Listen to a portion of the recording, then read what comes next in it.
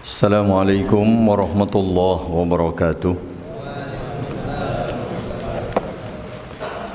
Innal hamdalillah nahmaduhu wa nasta'inuhu wa nastaghfiruh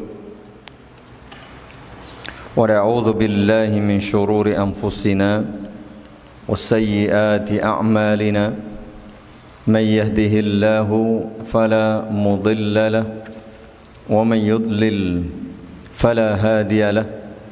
Asyhadu an la ilaha illallah wahdahu la syarika lah wa asyhadu anna Muhammadan abduhu wa rasuluh.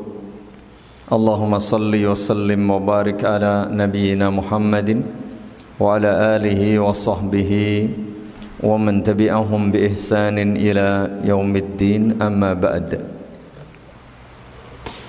Jamaah yang mudah-mudahan dirahmati Allah Subhanahu wa taala, mari kita terus bersyukur kepada Allah Subhanahu wa taala agar nikmat Allah diberikan dan ditambahkan kepada kita, wabil khusus nikmat iman, karena ujian dan godaan semakin hari semakin berat. Kita butuh bimbingan taufik dan keimanan yang kuat agar kita bisa selamat dalam menghadapi berbagai fitnah yang ada. Dan kita berharap dan berdoa kepada Allah Subhanahu wa taala agar kita diberi tambahan bimbingan, tambahan ilmu sebagai salah satu bekal dalam mengarungi kehidupan, agar kita bisa terus istiqamah berada di jalannya yang lurus. Termasuk pagi hari ini kita bersyukur kepada Allah Subhanahu wa taala bisa berkumpul kembali untuk melanjutkan upaya belajar kita mencari bekal ilmu. Semoga Allah Subhanahu wa taala beri kemudahan, beri ilmu yang bermanfaat, dan tentu beri bimbingan untuk bisa mengamalkannya. Baik, terakhir kita baca di buku Arba'una Hadisan fi At-Tarbiyah wal Manhaj, hadis yang berapa jemaah? Yang terakhir kelima apa enam yang sudah kita baca? Yang sudah kita baca 5 apa 6? Betul? 5 apa 6 yang sudah kita baca?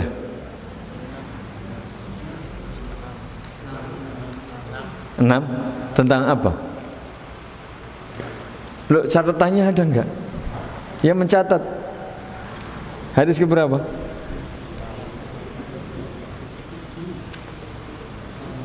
Enggak, yang sudah kita baca 5 apa 6?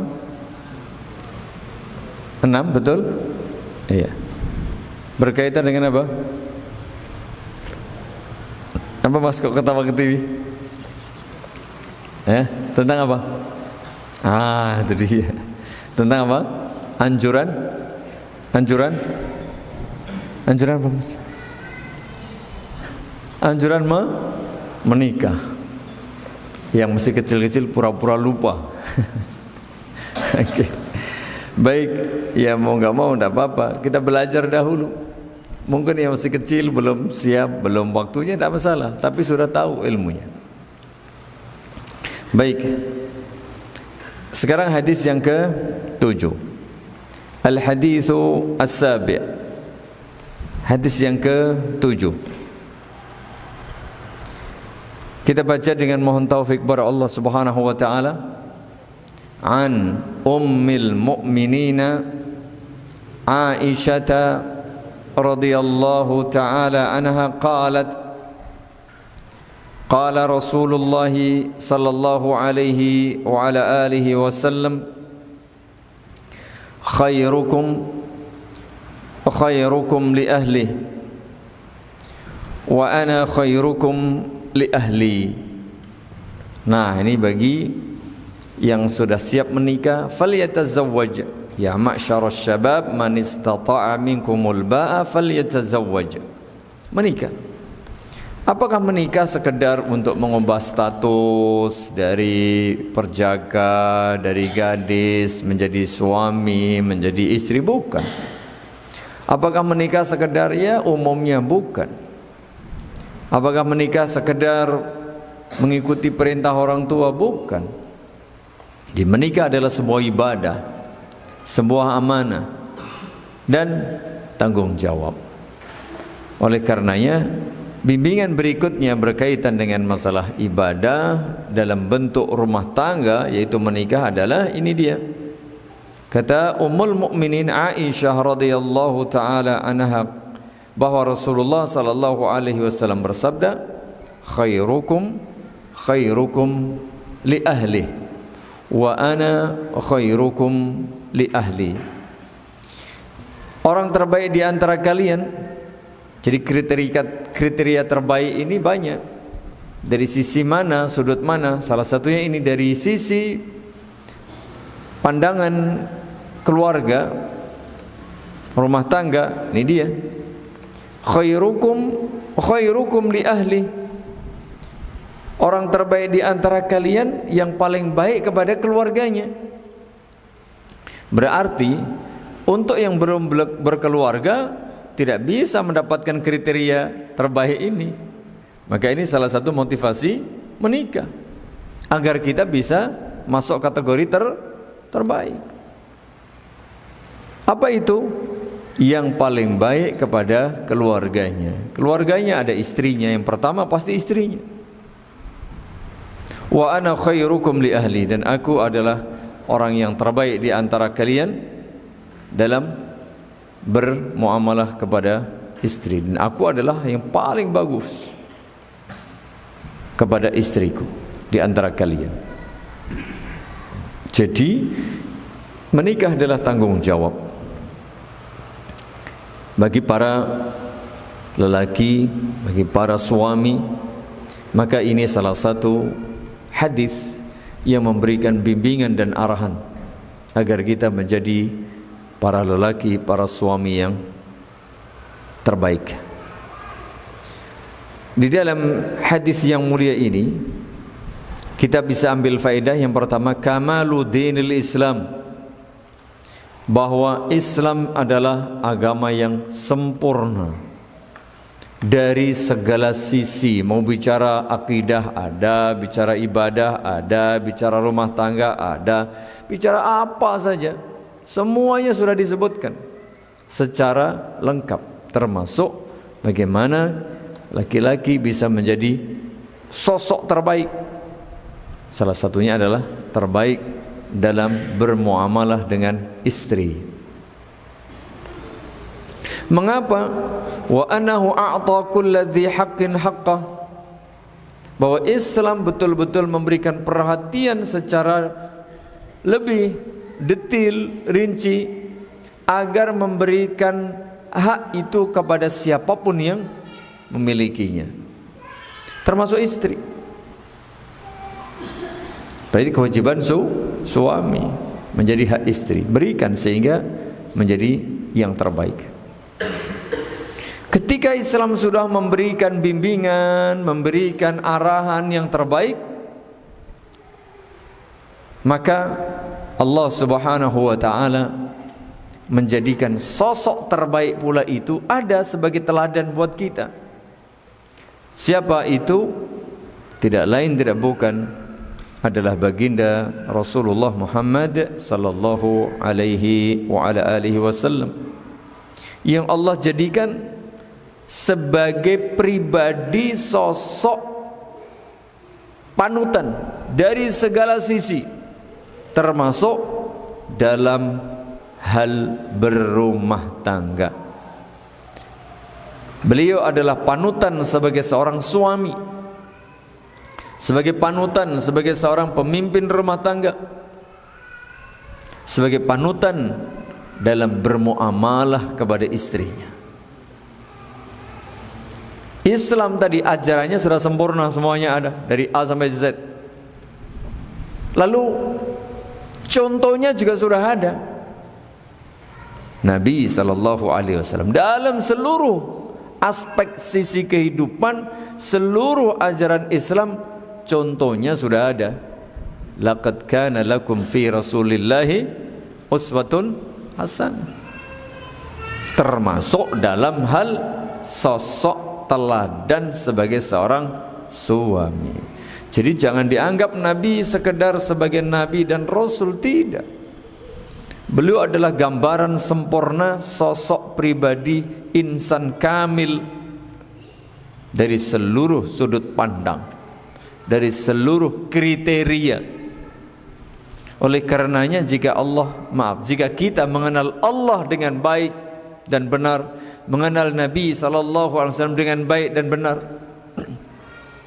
maka kita pun akan bisa berupaya mencontoh, mengamalkan agama ini dengan semaksimal mungkin. Kemudian hadis ini juga menunjukkan tadi ya, karena Islam itu sempurna dan menikah itu bukan sekedar ya naluri, bukan sekedar keinginan, hasrat, bukan, tapi nikah adalah ibadah. Maka salah satu bentuk ibadah dalam pernikahan itu ya nikah itu sendiri. Ketika ada akdun nikah, perjanjian nikah itu ada, itu ibadah. Innamal a'malu binniyat. Kemudian juga caranya sesuai. Lalu ketika sudah menikah, dalam institusi rumah tangga itu ada ibadah apa itu? At-ta'abbudu lillahi subhanahu wa ta'ala bil qiyami bihaqqil ahli. Ini dia.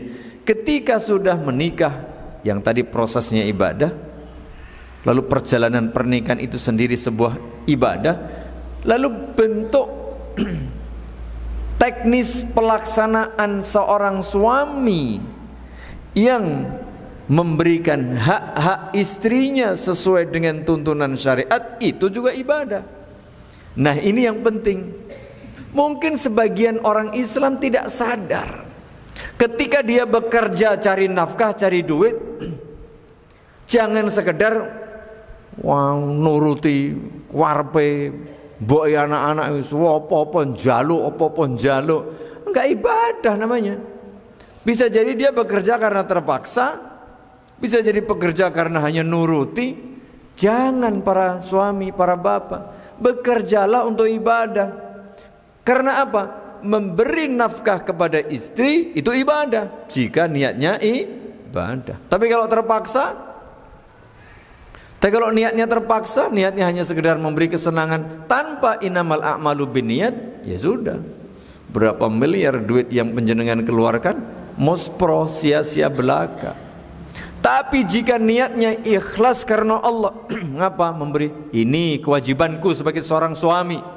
Perintah Allah, perintah Rasulullah sallallahu alaihi wasallam supaya menghidupi istri, supaya memberi nafkah, supaya memberi bimbingan. Qu anfusakum wa ahlikum nara, dalam rangka aku menjalankan tugas, kewajiban, amanah karena Allah, itu ibadah. Sehingga setiap suapan nasi pun jika diberikan karena Allah tadi dalam rangka memberikan hak istri, itu ibadah. Hatta fi ra'atik luqmatun fi ra'atik, setiap suapan yang kau berikan kepada istrimu itu bernilai sedekah. Maka coba para bapak, para suami yang sudah menikah, barangkali ada 10, 20, 30, 40, mungkin sudah ada yang 50 tahun.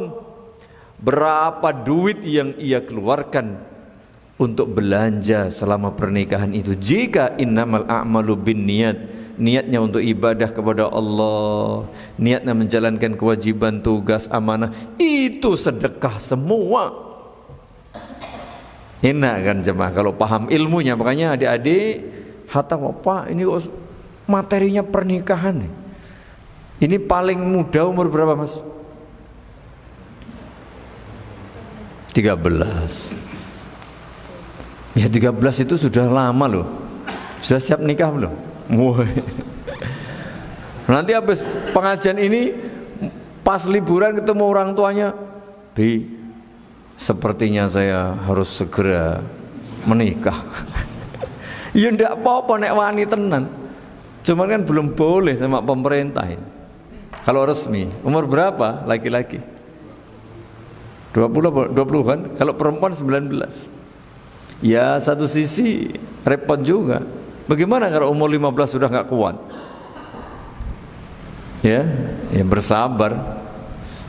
Ya, kalau pengen nikah ya nikah, tapi belum bisa sah secara agama bisa, tetapi belum bisa mendapatkan surat resmi dari pemerintah. Itu umur 20 laki-laki, 19 perempuan. Kecuali ada minta surat dispensasi, itu ada. Jadi itu penting ya. Dugaan saya ada, mungkin bahkan banyak ya, umat Islam yang belum tahu bahwa memberi nafkah kepada istri itu ibadah. Bisa jadi. Ya, coba nanti dibuat survei atau dibuat angket atau apa. Bagaimana mereka tahu kalau memberi nafkah itu ibadah? Lewong salat urung mesti. Ngene apa nggih? Ada enggak? Mohon maaf. Ini tolong dijawab ini. Saya selalu bertanya begitu, atau sering, bukan selalu. Sering bertanya, adakah orang yang mengaku Islam tapi sholatnya masih bolong-bolong? Menurut survei yang tahun 2000, saya lupa itu ada survei di Indonesia itu 2000, belum lama lah. Itu baru 38% umat Islam yang sholat 5 waktu. Yang lainnya masih bolong-bolong. Itu sholat loh, yang semua orang ngerti sholat itu ibadah. Lah bagaimana dengan orang yang tadi sadar, tahu bahwa memberi nafkah kepada istri itu ibadah? Kenyataannya ada enggak laki-laki yang tidak mau memberi nafkah? Oh iya. Belum lagi nanti yang KDRT dan seterusnya. Nah itu karena belum paham.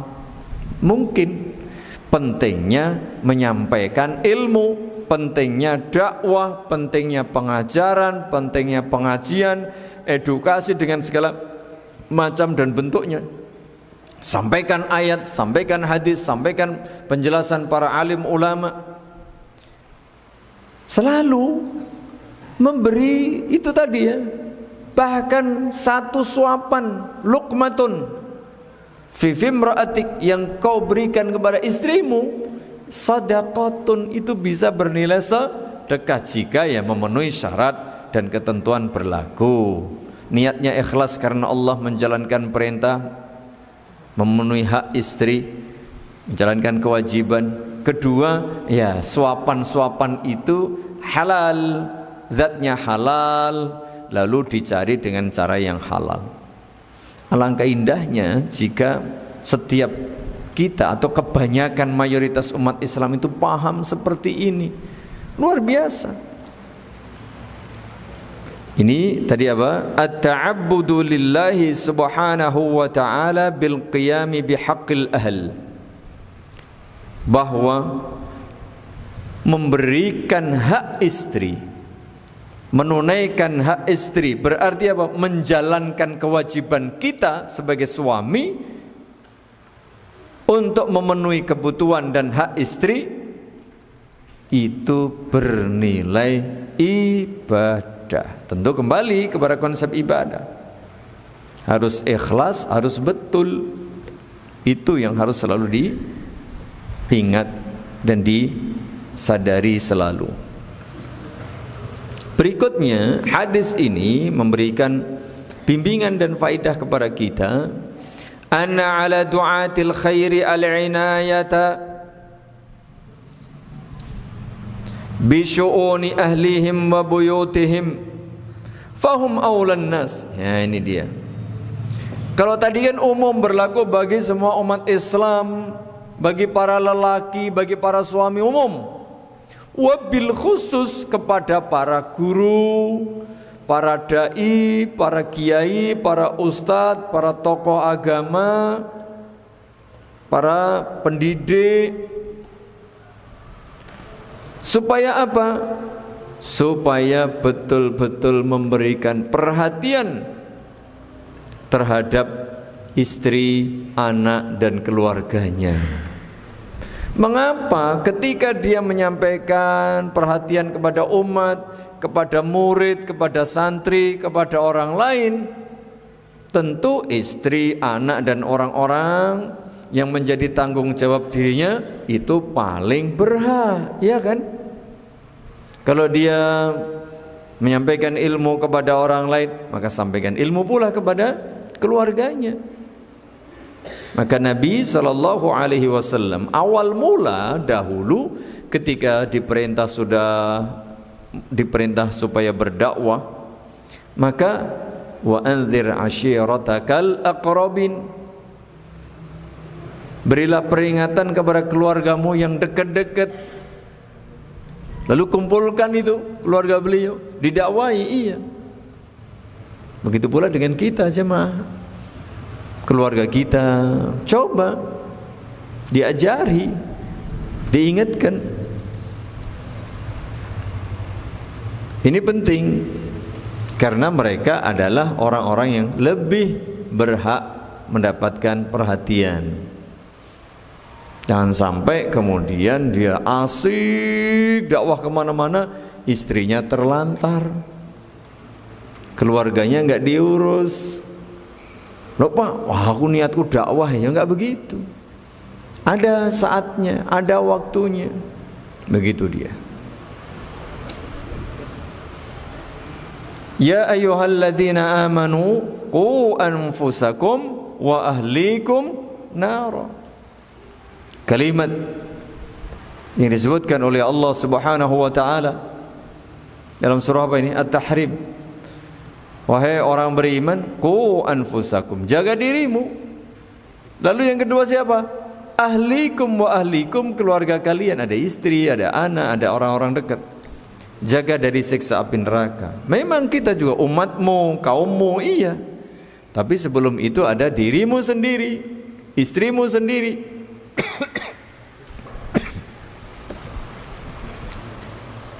Baru orang lain. Qala Ali radhiyallahu ta'ala anhu yaqul addibuhu wa 'allimuhu, addibuhum wa 'allimuhum.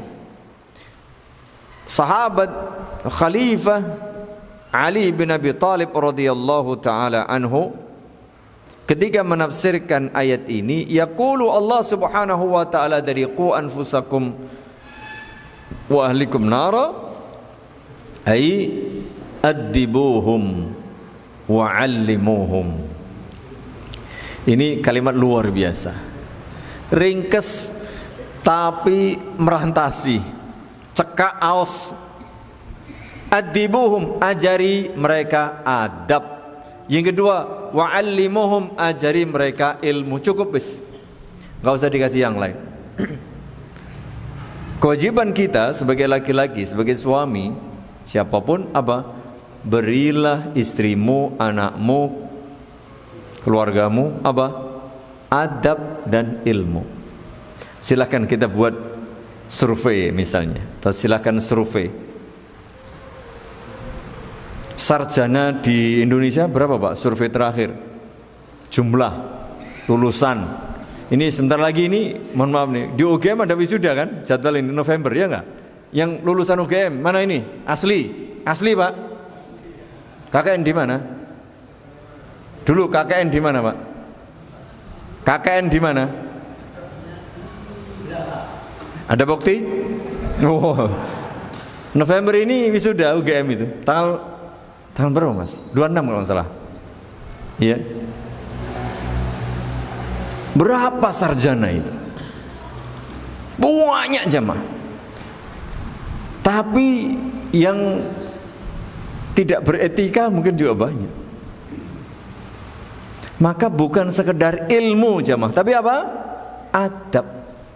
Bukan sekedar adab. Yo ape, unggah-unggah ape ini orang duwe ilmu, salat ra iso piye? Monggo. Ora iso salat. Ya enggak bisa. Bisa sholat, ngilmu, ngerti, tapi orang lakoni, nggak punya adab itu namanya. Iya nggak? Ada nggak orang mengaku Islam tapi nggak sholat, Pak? Ya itu dia tidak punya adab sama Allah, ya nggak? Oh berat loh itu, jangan dikira orang berbuat syirik itu nggak punya adab. Makanya mohon maaf jemaah, banyak orang nggak paham ilmu ini. Ngerti nih kalau sekolah, SD, SMP, SMA, kuliah. Bukan sekedar itu, ilmu yang paling tinggi ilmu tentang Allah, ma'rifatullah. Oleh karena itu dulu pada zaman Nabi SAW lahir, sebelum beliau diangkat menjadi Nabi dan Rasul, zaman itu terkenal dengan sebutan apa? Zaman apa? Jahiliyah.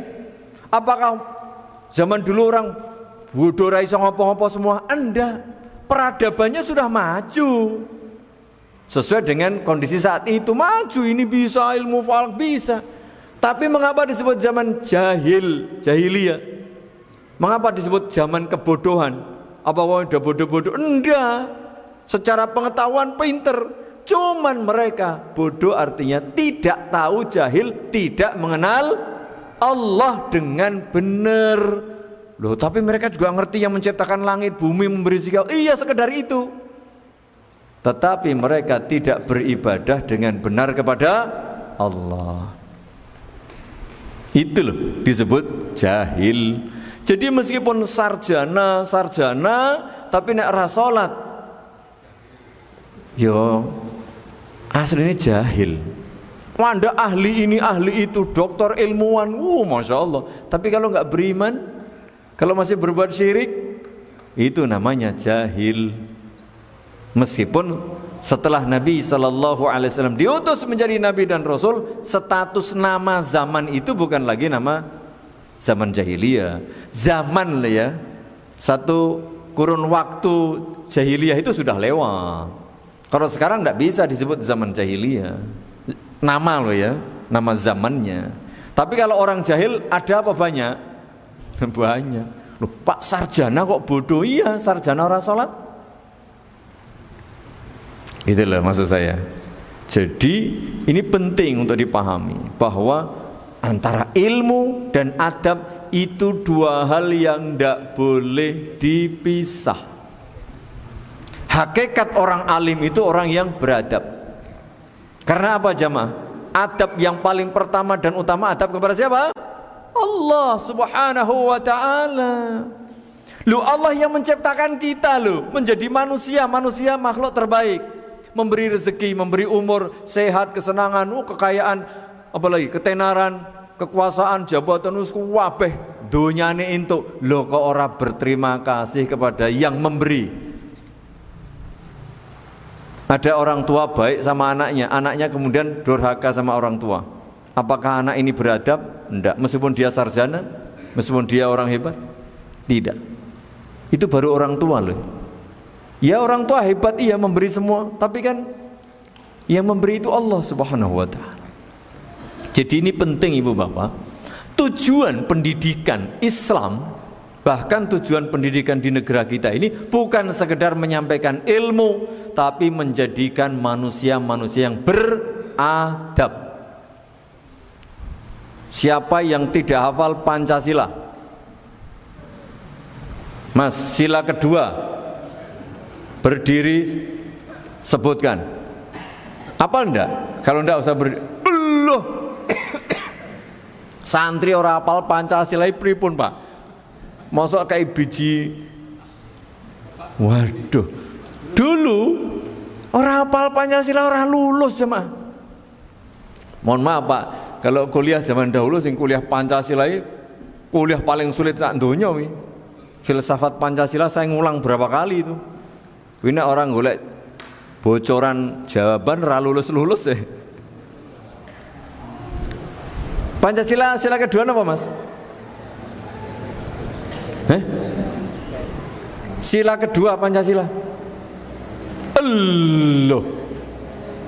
Kalau satu jelas ketuhanan yang Maha Esa. Ini jelas ini akidah tauhid loh. Wajib iki nek wong dadi wong Indonesia itu belajar tauhid mana? Ketuhanan yang Maha Esa.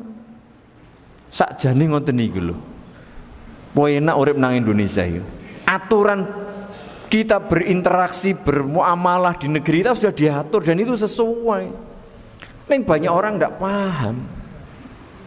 Diajak ngaji tauhid, dianggap memecah belah umat. Lah yo kleru lho. Mengajak berketuhanan yang Maha Esa lho. Yang kedua, wis kemanusiaan yang adil dan iki ya Allah, ini ilmu dan adab tadi. Alimuhum wa adibuhum. Memanusiakan manusia supaya menjadi manusia yang adil. Adil itu meletakkan sesuatu pada tempatnya. Kowe menungso, aku menungso, awake dhewe menungso. Letakkan Anda sebagai manusia, sebagai hamba Allah, dan letakkan Allah sebagai Al-Khaliq yang satu-satunya zat yang boleh disembah dan diibadahi. Adil itu namanya, bertauhid. Jadi kalau ada orang masih berbuat syirik, itu tidak adil, alias zalim. Makanya inna syirka la zulmun azim. Loh, enak jemaah. Beradab cetha, beradab beretika. Hanya orang pintar enggak beretika, minteri wong liya, membodohi orang lain. Enak sebenarnya. Ini kadang-kadang kita ini nggak nyampe ke sana. Sempenting gelar, sempenting buiji, gitu. Tapi nggak tahu hakikat dan tujuan pendidikan itu. Orang ingin mengejar gelar, ingin mengejar nilai, tapi tanpa memerhatikan nilai etika. Akhirnya apa? Bohong, dusta, memalsu misalnya. Ya kan? Lah ngopo itu? Gelar ilmu itu dipertanggungjawabkan. Jadi demikian. Maka Islam sempurna semua. Islamnya sempurna, cuman kita inilah yang kadang-kadang itu ya ayyuhalladzina amanu qu anfusakum wa ahlikum nar. Jadi bicara keluarga, bicara ilmu, bicara etika, bicara akidah, bicara ibadah semua. Kan adibuhum wa allimuhum. Ajari adab, akhlak, etika, ajari ilmu. Ilmu ma'rifatullah tentang Allah, ilmu mengenal nabinya, mengenal Islam. Itu poin penting. Jadi kalau hidup ini enggak mengenal Allah dengan benar, tidak mengenal nabi dengan benar, tidak mengenal Islam dengan benar, ya wes bagaimana ihdinas siratal mustaqim. Ya kan? Zaman dahulu orang-orang kafir musyrik itu apakah tidak mengenal Allah? Mengenal. Apakah tidak beribadah kepada Allah? Beribadah. Cuman pengenalannya tidak betul, ibadahnya tidak betul, ya enggak? Ketika mereka beribadah kepada berhala itu, apa tujuan mereka? Ya, ketika beribadah kepada berhala, tujuan mereka apa, Pak? Liyuqarribuna ilallahi zulfa. Mereka itu niatnya beribadah kepada berhala supaya berhala itu mendekatkan dirinya kepada Allah. Berarti kenal Allah enggak? Kenal. Ibadah kepada Allah? Iya. Tapi juga beribadah kepada selain Allah, itu syirik. Kenal Allahnya enggak betul? Iya. Katanya Allah punya anak, anaknya wadon lagi. Loh, kan salah. Tapi ada yang betul ada. Siapa yang menciptakan langit, menciptakan bumi, memberi rezeki? Allah. Pentingnya mengenal dengan betul, dengan syamilah, dengan menyeluruh, komprehensif, bukan hanya satu sudut pandang. Dan itulah ilmu. Kalau sudah punya ilmu, adab. Lah kowe ngerti loh, sing kaya urip kowe Gusti Allah, sing kaya rezeki kowe Gusti Allah. Mengapa tidak bersyukur? Iya harusnya. Dari situ kan muncul etika, adab. Tidak sombong, ya enggak? Lah duit-duitmu kuwi, duit-duitku dhewe sakarepku toh. Ada enggak orang yang begitu? Model begitu? Ada. Itu sombong namanya. Sehingga apa? Membelanjakan harta untuk maksiat dengan alasan, duit-duitku dhewe toh, sakarepku toh. Padahal sombong itu menolak kebenaran. Allah menyuruh nih duitmu belanjakan untuk fisabilillah. Tapi dia menganggap baik-baikku dewe toh, sak gelemku toh. Loh, sombong apa sombong? Sombong. Karena dia menolak kebenaran. Allah memberi petunjuk supaya fisabilillah. Belum lagi nanti merendahkan orang lain. Aku iki sapa? Ngelek-ngelek ke aku. Lah, sudah merendahkan orang lain. Itu kalau tidak punya apa? Adab. Begitu jamaah. Jadi luar biasa institusi rumah tangga itu, jika niat awalnya beribadah, Masya Allah, itu lembaga pendidikan terbaik. Pesantren, sekolah, kampus, apa itu hanya pembantu, pendukung. Yang paling utama di mana? Rumah tangga. Maka kita ibu bapak sebagai orang tua, wabil khusus ini para bapak, para suami, calon-calon bapak, calon-calon suami, sejatinya kita yang bertanggung jawab. Jadi pendidikan ini rumah tangga yang pertama, kedua baru sekolah, pendukung, ketiga ya lingkungan masyarakat ini. Kalau tidak berjalan seiring ya berat. Kembali ya, ini penting jamaah berkaitan dengan masalah keluarga. Jadi bukan sekedar menikah itu yang menikah umumnya, tapi sebuah amanah, sebuah tanggung jawab. Jika dilandasi dengan ilmu dan etika, ngerti oh nikah itu begini begitu, aturannya begini begitu, kewajibannya, tanggung jawab. Lalu etika tadi adab, disadari, diniatkan, diamalkan dalam rangka beribadah kepada Allah, tahu diri. Maka luar biasa. Infak terbaik, ya kan? 1 dinar ini diberikan kepada orang miskin, diberikan untuk fisabilillah, diberikan kepada istrinya. Jika memang mereka membutuhkan dan hanya ada 1 dinar, maka yang terbaik apa? Diberikan kepada istrinya. Sekarang berapa dinar tuh penjenengan yang sudah diberikan kepada istrinya? Jika ikhlas, jika dalam rangka beribadah kepada Allah, semuanya bernilai sedekah. Dan bukankah sedekah itu salah satu amalan terbaik? Ya enggak jamaah? Orang yang ketika didatangi ajal itu pengen diundurkan kan? Pengen ditunda kan? Mau ngapain? Mau sedekah, bukan aku belum pernah ke pantai Parangtritis, ya Allah, sebelum mati aku pengen ke sana dulu. Bukan itu. Ya Allah, aku belum pernah makan enak. Bukan itu. Ingin apa? Sedekah.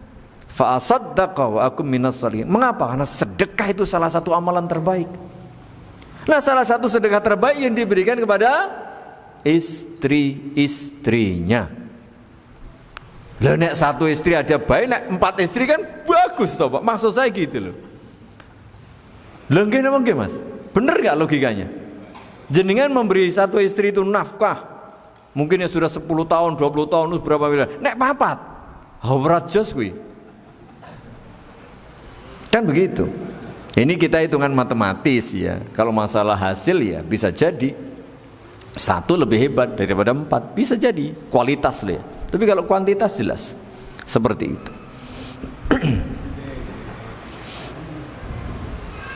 Itu berkaitan dengan masalah tadi ya. Mengapa panjang lebar? Karena masalah adab dan ilmu ini persoalan yang memang ya itu prinsip. Urip ya kuwi. Hidup tuh ya itu jamaah. Mau tidak mau harus dengan bekal apa? Ilmu. Dan mau tidak mau ilmu itu harus ilmu yang beradab, yang beretika. Karena ilmu yang tidak diiringi dengan adab membahayakan umat, bahkan membahayakan dirinya sendiri. Begitu ya. Berikutnya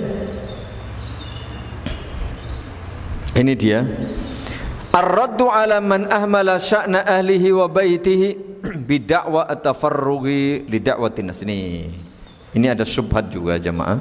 Orang ini, hadis ini menjadi bantahan bagi orang yang orang yang seperti apa? Orang yang sibuk berdakwah, sibuk ngurusi umat, tapi melupakan istri, anak dan keluarganya. Pak rasa ngurusi aku mbok nih, wah aku sibuk dakwah. Rasanya kan aku sibuk dakwah. Tidak begitu. Bukankah yang paling berhak untuk kita dakwah itu siapa? Istri, anak, keluarga kita. Boleh, memang ada orang-orang yang memang tugasnya di situ. Tetapi bukan berarti melupakan, mengabaikan, menelantarkan keluarga. Pengalaman pribadi, betul ini sungguh-sungguh terjadi. Ada salah seorang dan saudaranya itu curhat. Bahkan saya ketemu 2 kali, Pak. Iya. Jadi mohon nasihatnya Pak Ustadz. Ini bapak saya ini sibuk dengan alasan dakwah. Sampai kami, ibu saya, keluarganya seakan-akan tidak ada waktu buat kami. Keliling dunia, bahkan dia menyatakan hampir seluruh tempat dunia sudah didatangi. Betul itu. Saya masih tahu tempatnya. Saya bilang, waduh Bu, ibu-ibu, lah bapak ini kan sudah sepuh, lalu orang kaya memang, dulu mantan mungkin pejabat. Hambok saya ini menyampaikan apapun sepertinya tidak akan masuk. Saya lebih muda, saya tidak lebih kaya, saya tidak satu lighting. Ya biasanya menyampaikan nasihat juga lebih tepat jika misalnya Pak Harju menyampaikan nasihat kepada saya, itu pas. Karena beliau lebih, saya bisa menerima. Oh iya Pak Harju ya. Tapi kalau saya menyampaikan Pak Harju, aku lagi sopo? Aku mbiyen, itu wajar jemaah. Saya sampaikan, Bu, ini baiknya yang menyampaikan nasihat itu yang seleting dengan beliau, usianya, mungkin dulu jabatannya atau kekayaannya. Beliau mungkin mau mendengar. Saya sampaikan begitu. Ini sungguh-sungguh terjadi. Persis seperti ini apa? Pokoknya dia terus keliling dunia mana-mana. Betul itu kasusnya, ini kok ya pas itu. Jadi hadis ini sebagai sanggahan bagi orang yang terlampau sibuk ngurusi umat, lalu menelantarkan istri dan anaknya. Lah kalau di semuanya diurus, wah ini top. Istrinya, anaknya diopa ini diperhatikan, umat wah iki sing digoleki sing kayak gini. Ada orang yang ngurusi bojone, wah ngurusi anak belas tanggane umat, itu juga keliru. Tapi sebaliknya nih ngurusi umat, bojone ditelantarkan, iya keliru gitu loh jemaah. Jadi tadi kemanusiaan yang adil dan beradab. Ini penting loh itu konsep. Artinya ketika dia mencoba menempatkan diri, hak Allah dipenuhi, hak istri dipenuhi, ya hak umat dipenuhi. Makanya dulu sudah sampaikan kan, ada sebagian sahabat, ya enggak, yang ingin sholat malam terus enggak tidur, yang puasa terus, ya, yang satunya enggak mau menikah. Bagus apa bagus niatnya bagus, dan amalan-amalan itu betul, tapi melampaui batas. Bahkan juga ada sahabat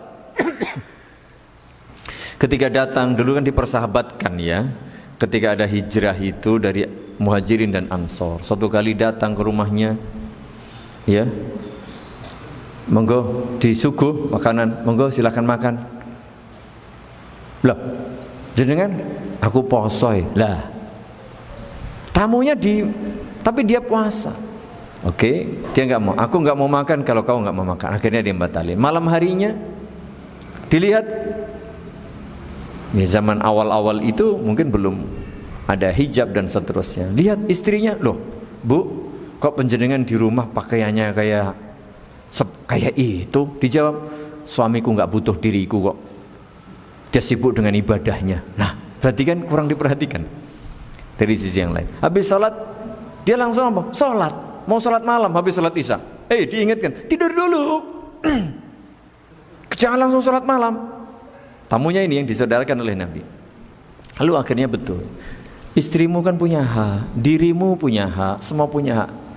Lalu besok paginya mengadu kepada Nabi, betul saudaramu itu. Artinya apa jamaah? Perhatikan, ibadah ya ibadah, tapi perhatikan istri, perhatikan anak, perhatikan dirimu sendiri. Seperti ini ya, ini penting supaya tidak melampaui batas. Melampaui batas dalam kebaikan saja itu tidak baik jadinya. Apalagi melampaui batasnya dalam urusan keburukan, mau semakin rawan, nggak baik kan begitu. Ini begitu.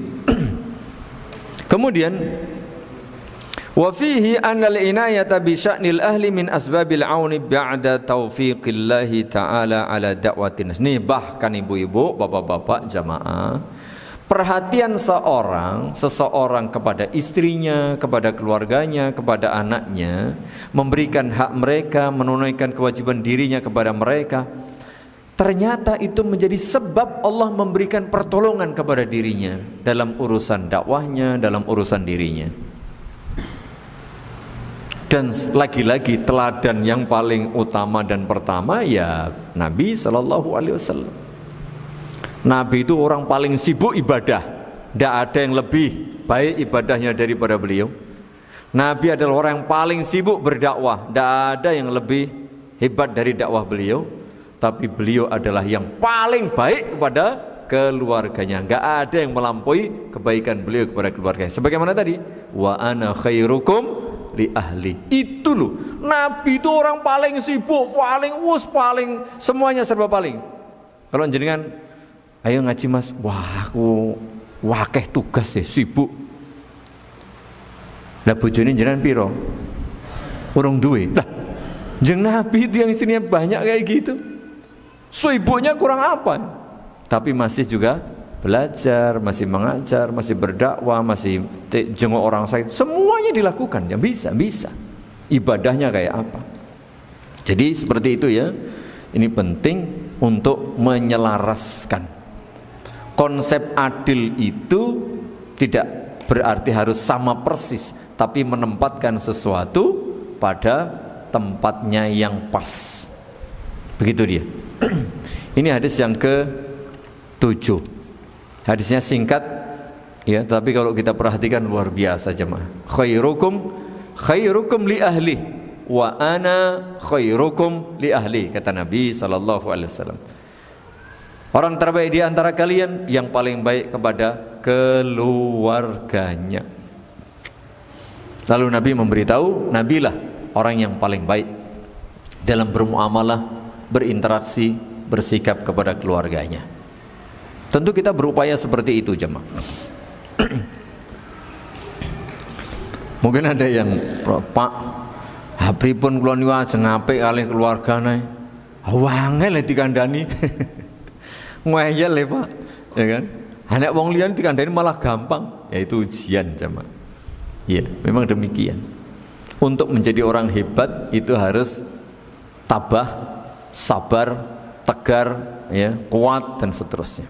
Sebagaimana Nabi sallallahu alaihi wasallam. Kita sampai jam berapa jam? Kalau terserah saya, wes. Jam 8 ya, kita sampaikan nih. Jam ini pas. Insya Allah jam 8. Ini hadis ke-8. Ini juga Masya Allah masih lagi-lagi berkaitan dengan masalah akhlak jemaah. Adab, akhlak, etika itu jauh lebih utama. Karena Nabi SAW diutus apa? Innama bu'istu liutammima makarimal akhlak. Tujuan akhir itu tujuan akhir itu akhlak. Baik akhlak kepada Allah maupun akhlak kepada sesama. Dan untuk bisa itu dengan ilmu, makanya ayat pertama kali yang disampaikan kepada baginda Rasulullah sallallahu alaihi wasallam apa kalimatnya? Kalimat pertama kali apa? Hah? Loh. Ah ini cedha wis ora konsentrasi iki, ngantuk ini. Wahyu ayat pertama yang disampaikan kepada Nabi napa? Iqra, baca ilmu itu. Tapi tujuan akhirnya apa? Akhlak yang mulia. Itu penting jamaah. Makanya kita harus belajar. Tapi ilmu bukan sekedar ilmu tadi. Ilmu untuk meraih apa? Akhlakul karimah. Baik akhlak kepada Allah, penghambaan yang murni hanya kepada Allah, itulah tauhid. Dan akhlak kepada sesama. Tadi contohnya khairukum li ahli. Itu kan akhlak. Orang bisa menjalankan akhlak yang mulia itu jika dia punya ilmunya. ilmu berumah tangga, ilmu kewajiban laki-laki apa, hak istri apa, kan gitu. Orang yang tidak punya ilmunya, ya yang terjadi KDRT, kisruh. Karena tidak tahu ilmu, sehingga akhlaknya nggak betul. Enak jamaah kan? Gitu dia. Apalagi tujuan akhir itu akhlak untuk apa? Meraih surga. Nih lihat, ketika Nabi ditanya tentang amalan apa yang paling banyak menjadi sebab Allah masukkan manusia-manusia kita hamba Allah ini ke dalam surga, taqwallahi wa husnul khuluq. Nih dia, takwa kepada Allah dan akhlak yang baik. Takwa itu berarti kan hablum minallah. Akhlak kepada Allah dikemas dalam bentuk takwa. Lalu akhlak kepada sesama manusia, kan itu. Apalagi lagi akhlak dan etika, adab tadi. Ini garis besar konsep hidup kita seperti ini jemaah. Ilmu membuahkan apa? Amal dan akhlak. Ilmu, amal, akhlaknya cuma itu. Ilmu, amal, akhlak. Ilmu, amal, akhlak. Dah. Orang kalau pakai 3 poin ini, punya ilmu, punya amal, punya akhlak, ya sudah. Itulah manusia insan yang kamil sebagai salah satu tujuan pendidikan. Kalau kita tujuan pendidikan nasional kurang lebih seperti itu. Bukan sekedar mencetak orang yang punya pengetahuan, punya wawasan, punya ilmu, bukan. Tapi mencetak pribadi-pribadi yang beretika, beradab, dan berakhlak mulia. Karena untuk bisa berakhlak mulia dengan sempurna harus pakai ilmu. Tapi ilmu kalau nggak dipraktekkan dengan amal, dengan landasan akhlak, wah, minteri tadi, ya, berbahaya. Demikian kurang lebih. Ini hadis yang ke-8 masih ya, saya bacakan. Al-haditsu as-samin an Abi Sa'id al-Khudri radhiyallahu ta'ala anhu qala qala Rasulullah sallallahu alaihi wa ala alihi wasallam akmalul mu'minina imanan ahsanuhum khuluqa. Masih sama ini, diulang lagi. Orang beriman yang paling sempurna, yang paling bagus akhlaknya. Nih dia. Cuma nanti jangan salah paham. Sing penting syahadat bar kuwi akhlake apik karo wong liya. Urusan salat kowe rasa ngopeni, rasa ngurusi aku. Urusan pribadiku sing penting aku ora ngrekasani wong liya to, ora ganggu wong liya to. Ini karena kesalahpahaman atau ketidaksempurnaan memahami akhlak. Sebagian orang memahami akhlak itu hanya interaksi kepada orang lain. Padahal akhlak itu sejatinya akhlak kepada Allah itu yang paling pertama. Baru akhlak kepada sesama makhluk. Maka di sini akmalul mu'minina imanan ahsanuhum khuluqa. Akhlak kepada Allah dan akhlak kepada sesama. Kan gitu. Siapa mereka itu nih? Contoh tanda orang yang berakhlak mulia, orang beriman dan berakhlak mulia. Sama ini tadi, ilmu, amal kan iman. Lalu akhlak. Al-muwatti'una aknafan. Orang yang rendah hati, lemah lembut, memberi manfaat dan tidak mengganggu orang lain. Tanda orang berakhlak itu apa jamaah? Tidak mengganggu orang lain, memberi kenyamanan, keamanan, keselamatan kepada orang lain, baik ucapannya, perbuatannya. Alladzina ya'lafuna wa yu'lafun, yaitu orang yang lemah lembut, berbuat baik, ramah, sopan, memberi manfaat, memberi keamanan, memberi kenyamanan, sumber kebaikan deh. Akhirnya apa? Ketika orang itu punya akhlak yang baik, etika, adab, kata-katanya, tutur katanya, ucapannya lemah lembut, benar, santun, toto kromo, halus dan seterusnya, perbuatannya baik, memberi manfaat, ya, migunani marang liyan, suka membantu macam-macam. Dia berbuat baik pada orang tanpa peduli. Wa khaliqin nasa bi khuluqin hasan, kan begitu kalimatnya. Akhirnya apa? Orang lain pun berbuat baik kepada dirinya. Itu sudah rumus, Pak, Bu. Kalau kita berbuat baik, orang lain berbuat baik sama kita. Ini secara umum, bukan berarti selalu. Karena ketika berbuat baik bisa jadi orang juga benci sama kita. Itu yang dia tidak adil tadi. Tapi konsep secara umum, jika kita berbuat baik, orang lain kan berbuat baik sama kita. Jadi dia mencintai dan dicintai, ya, berbuat baik dan dibaiki. Jika di masyarakat ada hubungan timbal balik yang seperti ini, luar biasa. Itulah ayam tentrem, gemari pahlo jinawi. Kan gitu.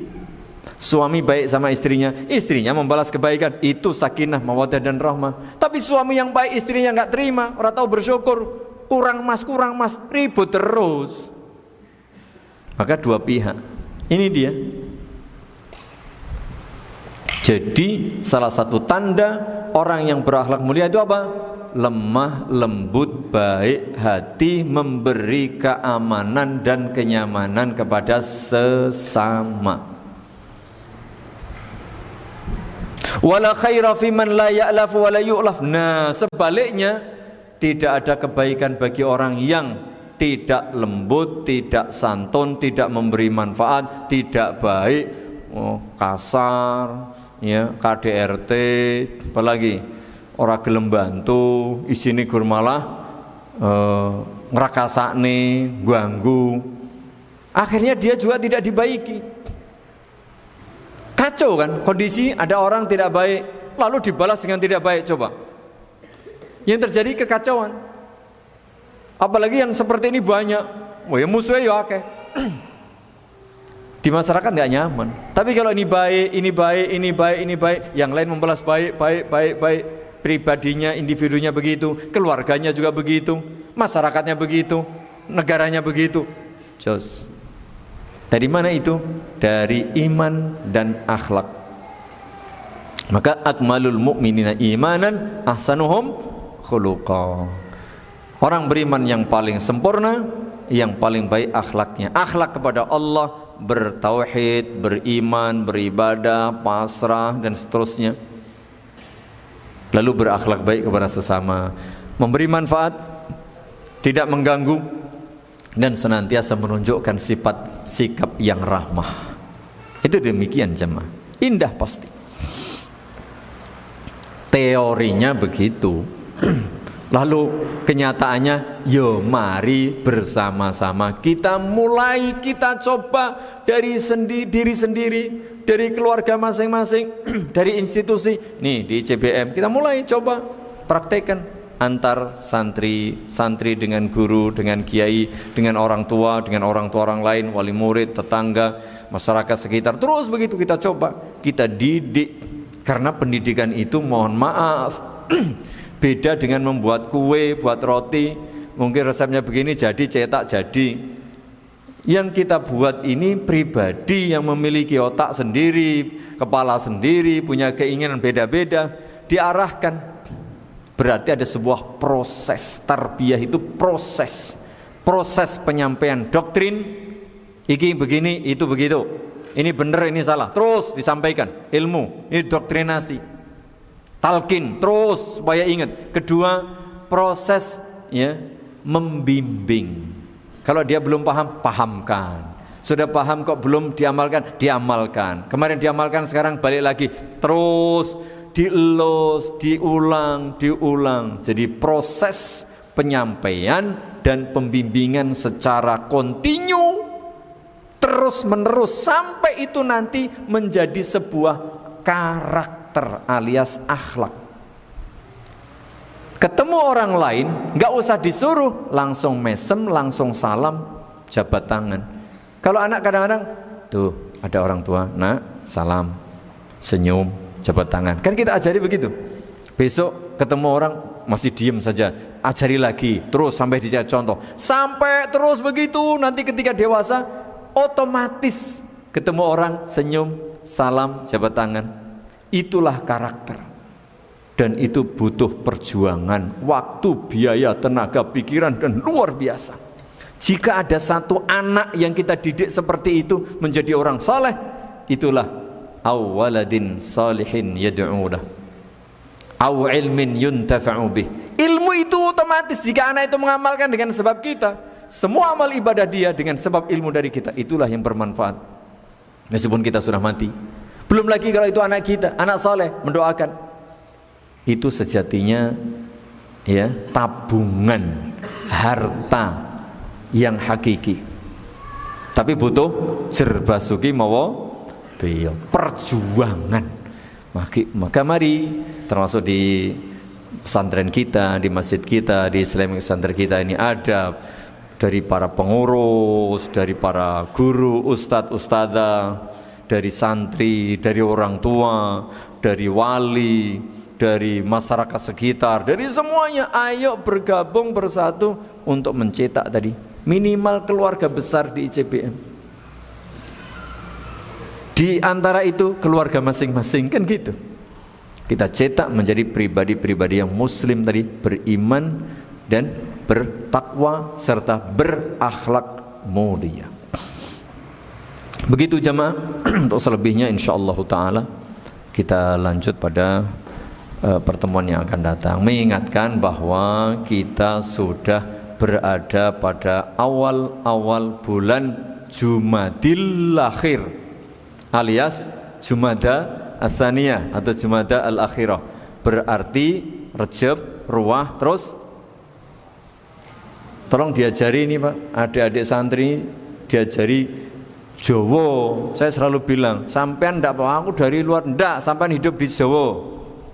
Belajar bahasa Jawa. Jumadil Awal, Jumadil Akhir, terus meneng kabeh Pak. Rejab, Ruwah, Poso, Bodo, kan gitu. Ya, jangan-jangan yang bulan-bulan Hijriah ya ora hafal. Jumadil Ula, Jumadil Tsaniyah, terus. Loh, meneng kabeh Pak. Ini para ustadzah, para ustadz nanti ya sampaikan, atau siapapun tulis mana yang kalender hijriahnya, belum ditempel ya. Ini sudah permohonan sejak lama ini.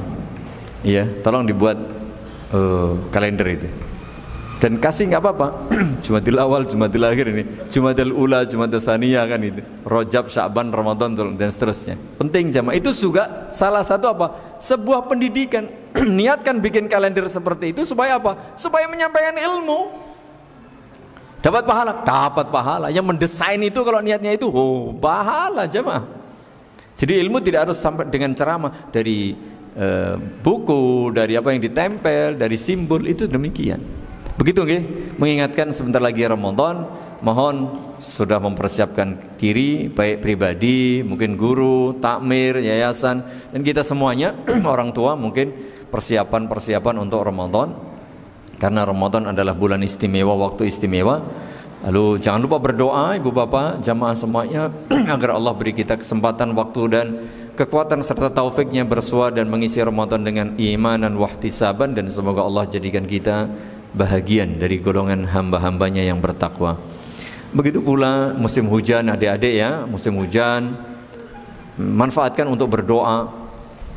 Ketika ada hujan turun, ada petir, ada angin, ada hujan selesai atau hujannya deras nggak selesai, ada doa-doa khusus di situ. Di samping juga saat turun hujan juga salah satu momen istimewa untuk berdoa. Waktu mustajab berdoa. Gunakan ya, apalagi adik-adik yang dari luar Jawa, itu kan jauh orang tua dan seterusnya. Begitu pula hujan bukan sebagai alasan, ya. Hujan bukan sebagai alasan untuk tidak beribadah, tapi justru sebagai motivasi untuk semakin rajin beribadah dengan segala bentuknya.